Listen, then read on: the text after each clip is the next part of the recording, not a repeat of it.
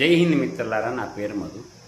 Telugu Desam party జాతీయ అధ్యక్షుడైన చంద్రబాబు నాయుడు గారికి, రాష్ట్ర ముఖ్యమంత్రి అయిన చంద్రబాబు నాయుడు గారికి, వర్కింగ్ ప్రెసిడెంట్ అయిన లోకేష్ గారికి మాదొక విన్నపం సార్.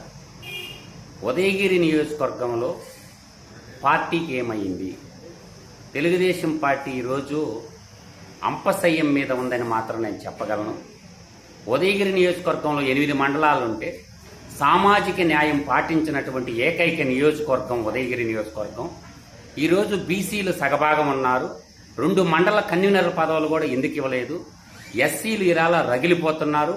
ఒక్క మండల కన్వీనర్ పదవి కూడా ఎస్సీలు ఓట్లేసే పల్లకి మోసి బోయిల్లాగానే ఉండాలా? ఎందుకు ఒక మండల కన్వీనర్ పదవి పార్టీ ఇవ్వలేకపోయింది? అన్ని ఓసీలు కొట్టేస్తే బీసీలు, ఎస్సీలు, ఎస్టీలు ఏమైపోవాలా? వాళ్ళు ఓట్లేసేటటువంటి యంత్రాలుగానే ఉండాలా? అందువల్ల సామాజిక సమతుల్యం దెబ్బతినటం కారణంగా కార్యకర్తల్లో నిరుగప్పిన నిప్పులాగా ఉంది. తెలుగుదేశం పార్టీకి రేపు బూత్ ఏజెంట్లు కూడా దొరికే పరిస్థితి లేని పరిస్థితుల్లోకి నెట్టేశారు పార్టీని. కాబట్టి ఉదయగిరి నియోజకవర్గంలో ఏం జరుగుతుందో పార్టీ జాతీయ అధ్యక్షుడు, పార్టీ ఉపాధ్యక్షుడు, పార్టీ రాష్ట్ర అధ్యక్షుడు, వర్కింగ్ పార్టీ లోకేష్ గారు మీ దృష్టికి తెస్తున్నాము.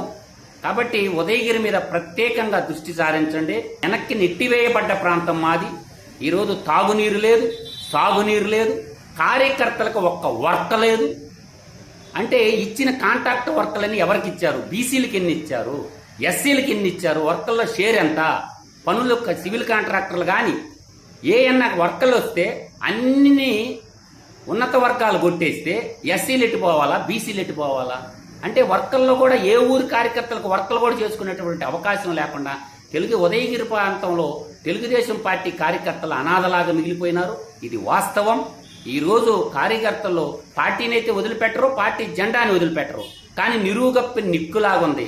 ఈరోజు ఉదయగిరిలో ఇలా జలదంకిలో ఒక హత్య, కొండాపురంలో 2 హత్యలు, ఇప్పుడు కలిగిరి మండలం హత్య. అంటే ఏ మండలంలో ఎవరు ఎప్పుడు చచ్చిపోతారో కూడా తెలియనటువంటి లాండ్ ఆర్డర్ పరిస్థితి కూడా విషమించుంది.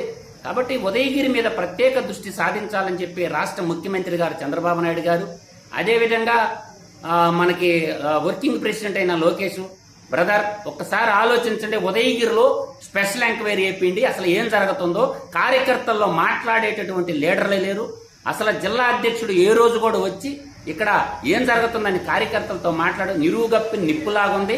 ఉదయగిరి వెనకబడిపోవటానికి కారణం ఏంటనేది మాకు అర్థం కాలేదు. ముఖ్యమంత్రి ఇంజుమూరులో ప్రకటించినటువంటి కావుటూరు బ్రాంచ్ కెనాల్ అంతర్భాగమైనటువంటి వన్నారు ఇంతవరకు టెండర్ల కిందకు పిలవలేదు. ఉదయగిరిలో ఉన్నటువంటి RRR వర్కులు ఇంతవరకు టెండర్ల కిందకు పిలవలేదు. దీని అన్నిటి చూస్తే ఏదో అలజడి జరుగుతుంది. మా ఇండస్ట్రియల్ పార్క్ కలిగిరి మండలంలో ప్రకటించి దాదాపు 1 year అయింది. పేపర్ ప్రకటనలకే పరిమితమైంది. కానీ ఇండస్ట్రియల్ పార్క్ ఏమైంది? కలిగిరి మండలంలో దొత్తలూరు మండలం ఇండస్ట్రియల్ పార్క్ ఏమైపోయింది? ఇంజనీరింగ్ కాలేజ్ ఏమైపోయింది? పాలిటెక్నిక్ కళాశాల ఏమైపోయింది? వెనక్క నెట్టివేయబడ్డ మా ప్రాంతం, మా గొంతులు ఎండిపోతుండే, అరిచి మా గొంతులు నిప్పుడుతుండే. మా ఉదయగిరిని కాపాడమని వేడుకుంటున్నాం. ఈసారి బూత్లో ఏజెంట్లు కూడా దొరకని పరిస్థితులకి నెట్టివేయబడ్డది తెలుగుదేశం పార్టీ. మీకు చెప్పి అలిసిపోతున్నాం. పార్టీ గాని మేల్కొనకపోతే ఉదయగిరిలో తెలుగుదేశం పార్టీని కాపాడటం అనేది అసంభవం. ఇకనైనా మేల్కొనండి, కార్యకర్తల్ని కాపాడండి అనేది వేడుకుంటున్నాను.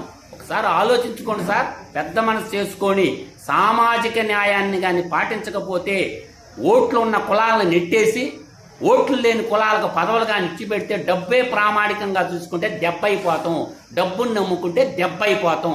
కాబట్టి అందరు రగిలిపోతారు.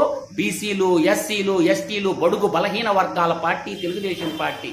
ఆత్మగౌరవంతో బతికే పార్టీ తెలుగుదేశం పార్టీ.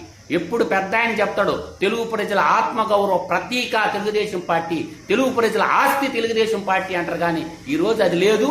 అందువల్ల ఆలోచించుకోండి. ఉదయగిరి నియోజకవర్గంలో ఏం జరుగుతుందో మేల్కొనమని హితాన్ని ఉపదేశిస్తున్న శ్రీకృష్ణుడు కౌరవులకి, పాండవులకి హితాన్ని చెప్తే నచ్చల కురువంశం నిర్వంశమైంది. ఉదయగిరి ప్రాంతంలో తెలుగుదేశం పార్టీ నిర్వంశం కాకుండా కాపాడుకోమని చెప్పి పార్టీ పెద్దలకి హృదయపూర్వకంగా నమస్కరించుకుంటూ వాస్తవ పరిస్థితి మీ దృష్టికి తెస్తున్నాను. జై హింద్, జై తెలుగు తల్లి, జై తెలుగునాడు.